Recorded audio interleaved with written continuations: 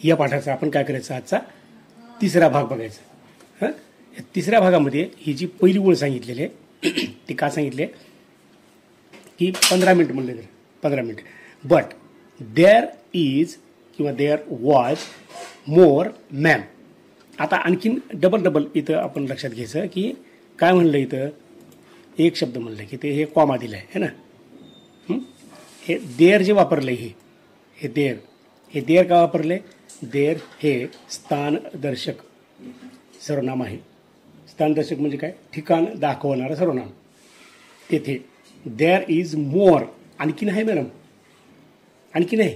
म्हणजे आता सध्या तुम्ही काय म्हणलं की 15 मिनिट उशीर झाला, ते कुत्रं तिथं बसलं होतं, तिथे बिस्किट दिले होते ना. पण आता त्याच्या पुढं काय म्हणलं तिथे, देअर इज ही पुढची ओळ. या पुढच्या ओळीमध्ये सुद्धा काय करायचं, थोडक्यात ध्यान ठेवायचं की द पुअर डॉग बिगॅन, हा झाला करता. इंग्लिशमध्ये हे शिकताना, पाठ शिकताना, धडा शिकताना, वाक्य वाचताना हेही लक्षात ठेवायचं की स्ट्रक्चर कसं आहे आणि तो फरक काय आहे. इथं झालं करता, त्याच्यानंतर इथं जर गेलो आपण तर हे दिसते आपल्याला क्रियापद, म्हणजेच काय म्हणतो आपण त्याला, वर्ब म्हणतो. इंग्लिशमध्ये काय म्हणतो, वर्ब. आणि इथं आपण आल्यानंतर हे सगळ्यात शेवटचं जे हे दोन दिसतात त्याला काय म्हणायचं, कर्म म्हणायचं. म्हणजे हे जे आहे ते सब्जेक्ट आहे, हे वर्ब आहे आणि हे ऑब्जेक्ट आहे. हां, पण तुम्ही आता जर शिकायला चालू केलो तर तुमच्या एक गोष्ट लक्षात येईल की या कर्त्यानंतर लगेचच्या लगेच मराठीमध्ये काय येते, कर्म येते आणि सगळ्यात शेवटी क्रियापद येते. हाच तो फरक असतो इंग्रजी आणि मराठीमधला. बऱ्याचशा लेकरांना गोंधळात टाकतो आणि मग लेकरं वाक्य बनवताना इंग्रजी शब्दसाठा जवळ असला तरीही मराठीच्या स्ट्रक्चरमध्ये इंग्लिशचे वाक्य करण्यामुळं चुकीची दिशा भेटते आणि लवकर इंग्लिशची ग्रीप पकडत नाही. आणि मग ज्याने निरीक्षण चालू केलं की वाक्य कसं आहे, कर्त्यानंतर काय आहे, कर्त्यानंतर काय केले, मग कोणता कर्ता घेतलाय, सर्वनाम घेतलंय का नाम घेतलंय, मग कर्म काय घेतलं. आता कर्म काय केलं माहिती का, इथं कर्म दोन आहे. इथं हे कर्म एक मी, हे मी मी आणि स्कूल, हे स्कूल काय आहे, नाव आहे, नाम कर्म म्हणाले. आणि हे विषय हे सर्वनामाची द्वितीय विभक्ती आहे, म्हणजे सर्वनामच आले इथं. सर्वनाम आणि नाम हे दोन्हीही इथं कर्म होऊन आलेलं आहे. The poor dog began to follow me at to school. एक गरीब कुत्रा त्याने मला पाठलाग करायला सुरुवात केली. Began to follow. पुढची ओळ,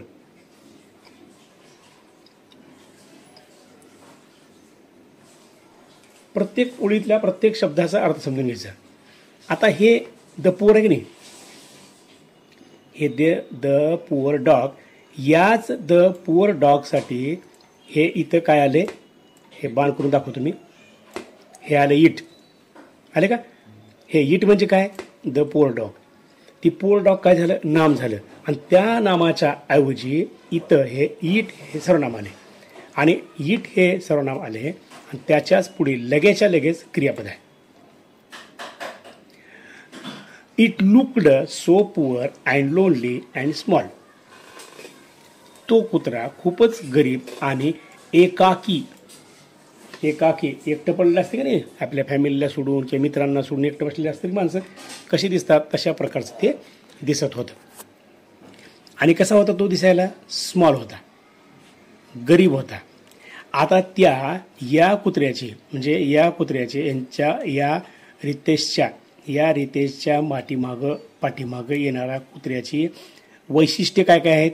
एक काय आहे, तो पुअर आहे, त्यानंतर लोनली आहे, लोनली म्हणजे एकाकी, स्मॉल म्हणजे लहान आहे. ही सगळी विशेषणं त्या कुत्र्याची आहेत. त्यालाच इंग्लिशमध्ये ॲडजेक्टिव्ह असे म्हणतात. मग शब्दाच्या जाती, त्याच्यात ओळखले जाणारे शब्द कोणते आहेत तेही आपल्याला इथंच वाचताना लक्षात आले पाहिजे. आता या सगळ्या धड्याला एक एक ओळ वाचायची आणि मराठीत सांगायचं, याला अर्थ नाही. धडा शिकताना भाषेचं रूप, शब्दाच्या जाती आणि त्या शब्दाच्या जातीमधला तो शब्द कोणत्या जातीतला आहे आणि त्या शब्दाच्या जातीतल्या त्या शब्दाची भूमिका या वाक्यामध्ये कशी आहे ही ओळखल्यानंतर आपल्याला इंग्रजी भाषा लवकर अवगत होते.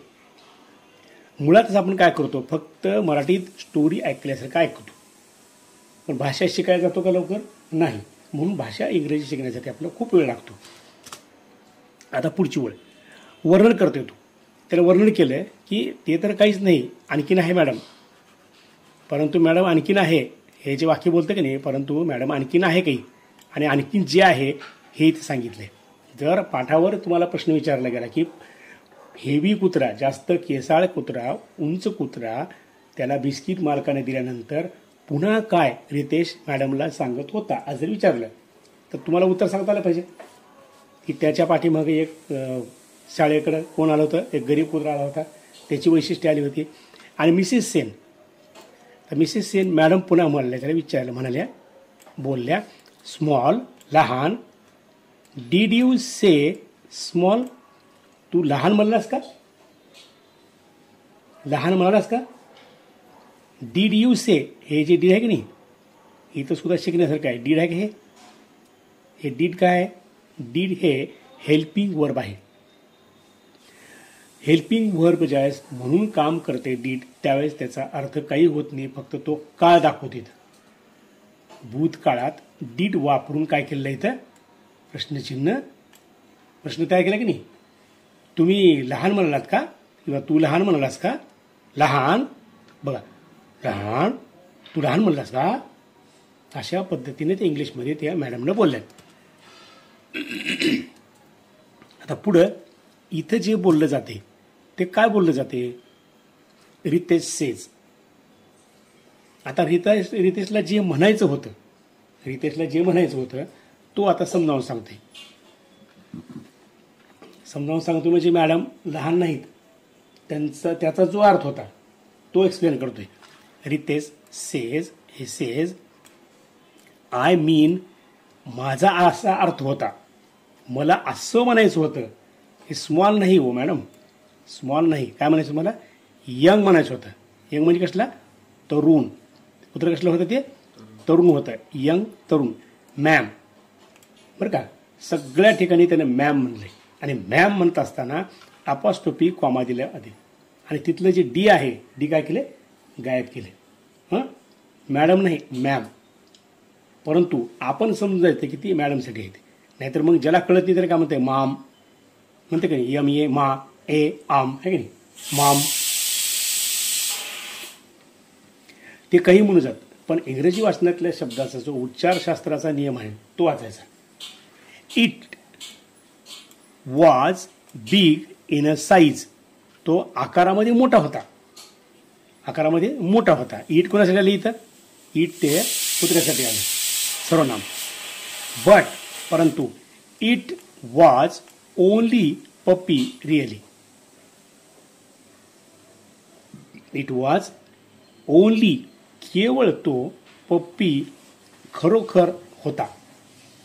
आता पप्पी, PUPPY, पप्पी म्हणलं की आपल्याला लहान बाळाची पप्पी, ओटाने घेतलेली पप्पी असं वाटतंय. पण इंग्रजीमध्ये पप्पी हा शब्द कोणासाठी वापरला जातो हे नीट शोधायचं. तुम्ही शोधायचं, ते सगळं मी सांगायचं नाही, आपण शोधायचं की पप्पी हा शब्द कोणासाठी वापरला जातो. म्याऊ, म्याऊ कोणासाठी वापरला जाते? मनी कशासाठी वापरला जाते? मनी म्हणजे पैसे, पण मनी कोणासाठी शब्द वापरला जाते? मांजरासाठी. तसं पप्पी हा शब्द वापरला जाते. म्हणून तो खरंच पप्पी होता, जरी तो साईजनं मोठा असला तरी. आता अँड इट लुक्ड लॉस्ट. आता इथं कसं आले? इट लुक्ड, आणि तो लॉस्ट होता, काहीतरी गमावलं होतं. लॉस्ट म्हणजे गमावणे, काहीतरी गमावण्यासाठी वाटलं होतं. पुढची वळत, रितेश.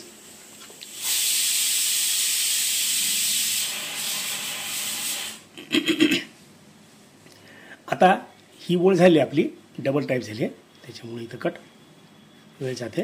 आणि पुढची ओळ, may be it was looking for its mother. May be, कदाचित तो असेल असेल कदाचित काय इट तो इट कोणासाठी आला इथं पप्पीसाठी आले त्या वॉज लुकिंग आता हे जे दिलंय लुकिंग फॉर हां लुकिंग फॉर म्हणजे काय शोधणे हां लुकिंग फॉर म्हणजे काय शोधणे तो शोधत असावा कुणाला इट्स त्याच्या इट्स म्हणजे काय त्याच्या मदरला म्हणजे काय आईला कदाचित म्हणजे आईला तो शोधत असावा किंवा किंवा किंवा ओनर ओनर म्हणजे काय त्याचा मालक म्हणजे तो कोणाला शोधत होता एकतर त्याच्या आईला किंवा त्याच्या मालकाला है ना अँड आणि इथं आलं कनेक्टिव्ह आलं की नाही दोन वाक्याला जोडलेलं बघ हे इथून इथपर्यंतचं वाक्य आहे इथून इथपर्यंतचं वाक्य आहे त्याला ऑरनं जोडले आणि इथं अँडनं बी जोडले म्हणजे हे अँड आणि हे ऑर हे काय आहेत कनेक्टिव्ह आहेत दोन वाक्याला जोडणारा शब्द त्याला काय म्हणायचं उभ्या नववी अव्यय असं म्हणतात आय थॉट मला वाटलं थिंक थॉट आहे ना it was asking for help it was तो विचारत होता आस्किंग वॉज आस्किंग विचारत होता वॉज आस्किंग म्हणजे काय विचारत होता फॉर करिता आलं का प्रिपोजिशन इथं फॉर करिता माय हेल्प माझ्या मदतीकरिता तो विचारत होता असं मला वाटलं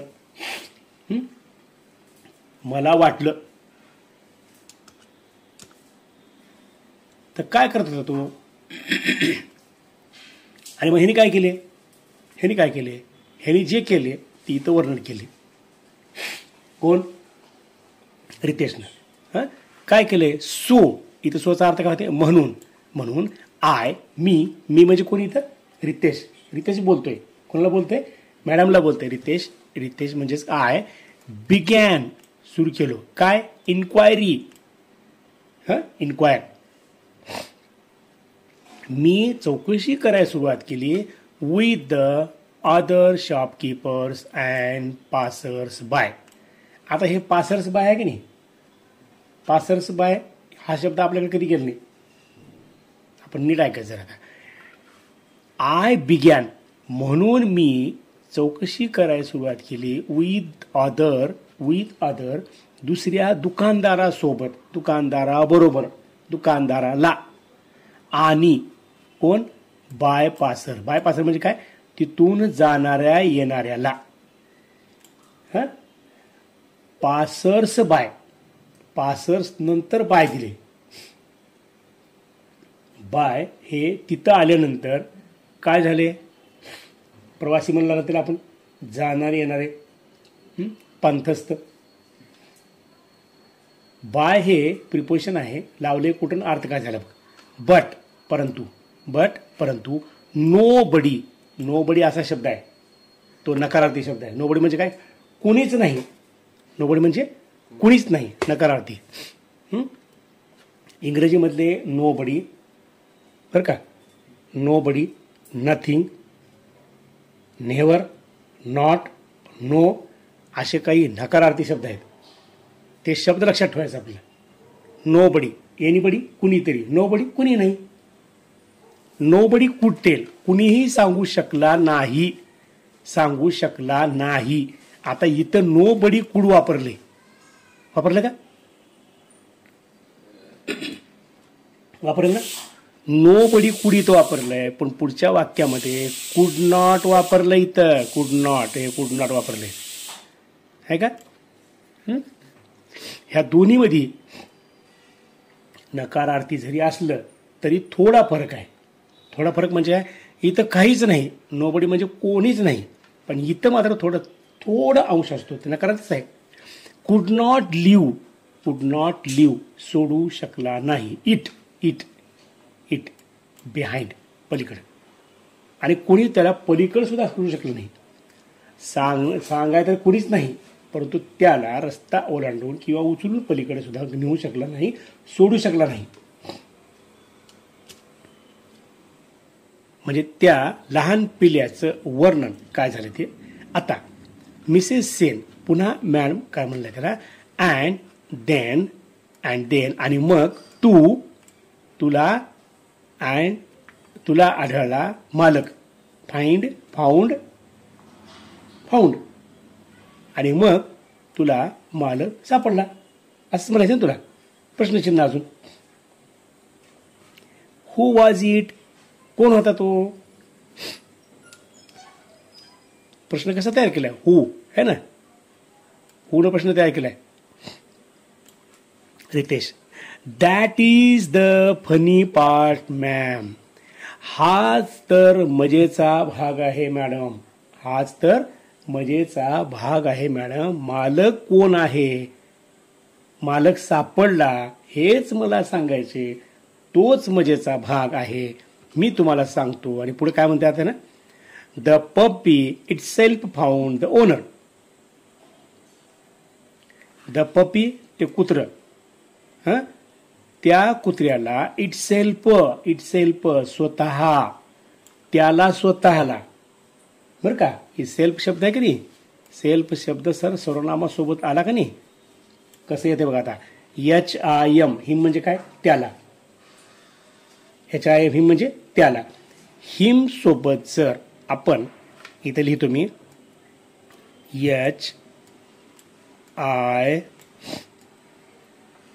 HIM. आता ह्या हिम सोबत मी काय करतो, ही सफिक्स लावतो. हा,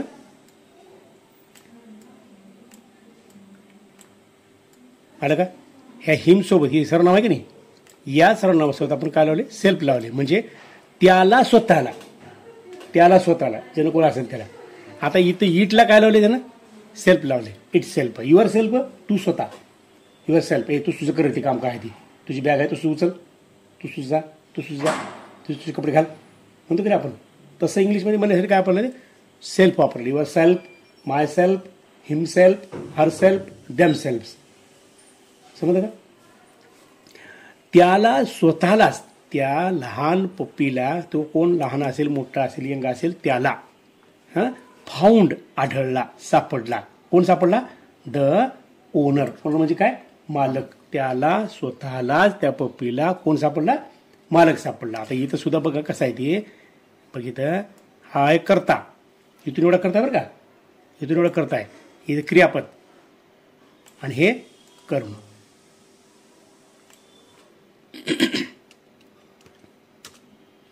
पुढची वेळ बघायची आता, मध्ये वेळ चाललाय. इट सॉ त्याने पाहिले. सी आहे ना, सीचा भूतकाळ काय, सॉ. सी सॉ सीन हे आहे अनियमित मूळ क्रियापद. त्याचे तिन्ही रूप वेगळे स्पेलिंग असतात म्हणून लक्षात ठेवायचं. समवन अक्रॉस, कोणीतरी रस्ता ओलांडत होता. कोणीतरी, समवन कोणीतरी, समवन म्हणजे काय, कोणीतरी. आपण जे लिहिलं की नाही त्याच्या खाली एक एक शब्द लिहून घ्यायचा अर्थ. एक ओळ सोडून लिहिलं ना धडा. धडा शिकण्याची उत्तम पद्धत म्हणजे काय, एक ओळ सोडून धडा लिहायचा आणि इथं समजावून सांगताना त्याच्या खाली जो शब्द जड जातो, अवघड जातो, अपरिचित असतो, काय करायचा, तिथं त्याचा अर्थ लिहायचा, उच्चार लिहायचा. Across the road, across the road, कोणीतरी रस्ता ओलांडतोय, ओलांडला, त्यानं पाहिलं. कोण पाहिलं, इट म्हणजे कोण, पप्पीनं पाहिलं. त्या पप्पी म्हणजे कोण, तो कुत्रा. अँड आणि just bounded towards the person. तिथं बाउंडेडच आहे का शब्द, काय शब्द बाउंडेड, त्या पुस्तकात बाउंडेडच आहे का. हा, स्पेलिंग काय आहे, हा, BOUNDED.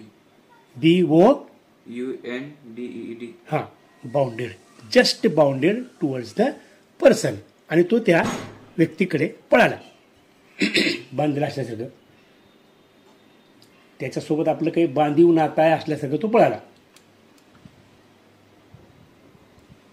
I was so relieved. आता आय वॉज सो रिलीव्ड, मला खूप आराम वाटलं, रिलीव्ड, आराम. दमान बघायचं एका शब्दाचा अर्थ. Then I turned and ran straight to school.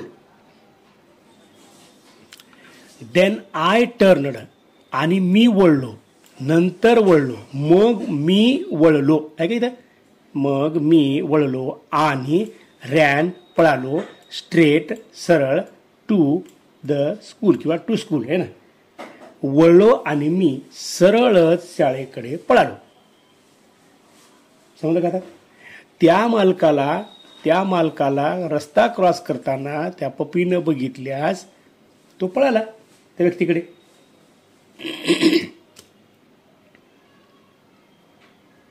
Mrs Sen, good boy. Mrs Sen, हां चांगला मुलगा, छान हुशार मुलगा आहे ना, शाबाश. नाऊ, आता, that, are your good deeds are done. आता दॅट आर, ते बरं का, दॅटचं काय होतं? ते आहेत तुझे गुड आणि हे डीड्स बरं का. या डीड्सला जरा नीट बघायचं बरं का. डीड्स म्हणजे कार्यच होते, वर्क म्हणजे कार्यच होते, परफॉर्मन्स म्हणजे कार्यच होते. पण हे डीड्स असा शब्द आहे, तो चांगल्या कामासाठीच वापरायचा. समजलं का? गुड चांगले कार्य, आर डन तू केलेले आहेस. There is something else you can do. आणखीन काही तू करू शकतोस. आणखीन तू काही करू शकतोस बरं का. कॅन डू आहे का. एल्स म्हणजे काय? आणखीन बरं का. एल्स म्हणजे काय? आणखीन. व्हॉट एल्स समजा म्हणलो, WHAT आणि ELS लिहिलं मी बरं का. हे याच्या अगोदरचं वाट लिहिलं, ह्याच्या अगोदर वाट लिहिलं. व्हॉट एल्स, आणखीन काय? आणखीन काय? आणखीन काय पाहिजे तुम्हाला? व्हॉट एल्स मी म्हणलं. व्हॉट एल्स काय पाहिजे? आणखीन दिलं की तुम्हाला, ताटात भात दिलं, वरण दिलं, कधी तोंडाकडे काय बघला तुम्ही? आणखीन काय असं म्हणता ना. पण तोच शब्द इंग्लिशमध्ये काय म्हणला जातो? व्हॉट एल्स म्हणलं जाते. म्हणजे आणखीन तू काय करू शकतोस असं इथं म्हटलंय. आता there is a story writing competition coming up. म्हणजे काय? म्हणजे एवढंच आहे की कथा लिहिण्याची स्पर्धा आलेली आहे. कथा लिहिण्याची स्पर्धा आलेली आहे. यात काही वेगळं विश्लेषण, जास्त विश्लेषण करण्याची गरज नाही. ह्याच्यामध्ये एकच आपलं करावं लागतंय, हे जे कॉम्पिटिशन आहे की नाही, याचं स्पेलिंग नीट पाठ केलं पाहिजे. कॉम्पिटिशन म्हणजे काय? स्पर्धा. Would you like to send an entry. बरं का, हा वुड बरं का. वुड यू लाईक, तुला आवडेल का? टू सेंड, पाठवायला. ॲन एंट्री, तुझा त्या स्पर्धेमध्ये, गोष्ट लिहिण्याच्या स्पर्धेमध्ये प्रवेश लिहायला तुला आवडेल का? आता तुला प्रश्न तयार करायचे असले, आमच्यासोबत तुला यायला आवडेल का? आमच्यासोबत अभ्यास करायला तुला आवडेल का? जर तुला तसं म्हणायचं असेल तर एवढं कॉमन ठेवायचं, वुड यू लाईक एवढं कॉमन ठेवायचं आणि तुला जे क्रियापद म्हणायचे ते क्रियापद या लाईक नंतर घ्यायचं. Would you like to come, यायला आवडेल का? Would you like to believe, विश्वास ठेवा आवडेल का? Will you like to take part, भाग घ्यायला आवडेल का तुला? हे लक्षात ठेवायचं. अशाच प्रकारे छोटे छोटे काही शब्द कॉमन ठेवून काय करायचं असते, आपल्याला काय करायचं असते, नवीन शब्द ॲड करून भाषा शिकायची असते. समजलं का? आता रितेश, हू मॅम, मी, कोण मॅडम, बाई मी मॅडम, बघा प्रश्नाचे नाही तर. नाऊ, आत्ता, I wouldn't know what to write. सोपा आहे प्रश्न, शब्दाचा अर्थ सोपा आहे ना एकदम. रितेश काय म्हणतोय? रितेश म्हणते हू मॅम, कोण हो बाई? मी, मला म्हणलं तुम्ही, मी का? कुठं स्पर्धेमध्ये. नाऊ आत्ता लगेच आत्ता आय वुड नॉट, इथं वुड नॉट आहे, इथं काय केलं वुडंट केलं बरं का. वुडंट नो, मला काय कळलं आता लिहायचं, मला काहीच कळत नाही लिहायचं, व्हॉट टू राईट, काय लिहावं ते. आणि I am not good at making up stories, मी तेवढा भारी नाही बरं का. म्हणजे काय, मी चांगला नाही गोष्टी तयार करण्यासाठी.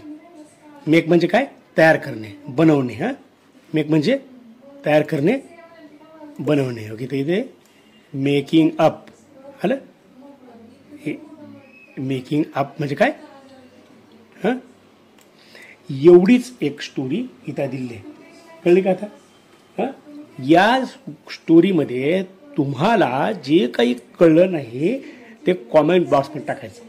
आता याच्यावर आधारित प्रश्न कसे तयार करायचे हाही भाग आपल्याला घ्यावा लागतो, परंतु मी घेणार नाही. फक्त एवढं समजून की आपल्या वाक्याच्या काळाचा अर्थ, एका एका शब्दाची भूमिका इथं धड्यामध्ये काय दिलेली आहे ती समजावून सांगितली मी.